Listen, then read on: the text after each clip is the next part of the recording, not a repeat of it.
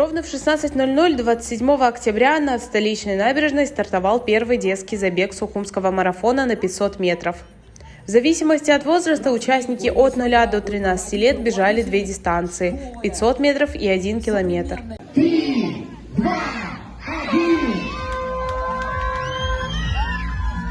Ну что ж, ваши аплодисменты всем, кто принял старт в рамках первого забега, первого сервиса марафона, дистанция 500 метров, самые юные участники до 5 лет. На финише детского забега царила атмосфера праздника. Первые три мальчика и девочки в категориях от 6 до 9 лет и от 10 до 13 лет были награждены памятными кубками и подарками. А все участники, которые преодолели свою дистанцию, получили медали, их символы смелости и упорства.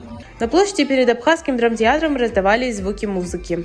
Здесь прошел концерт с участием лучших отечественных исполнителей, создавая неповторимую атмосферу праздника.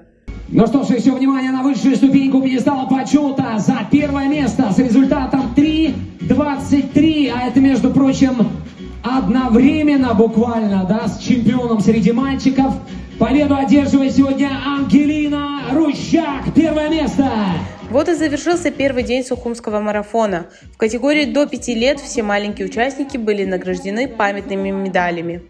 Эрвин Асланян и София Чабал заняли первое место в категории от 6 до 9 лет. Ангелина Рущак и Сабри Нанба стали лидерами среди детей от 9 до 15 лет.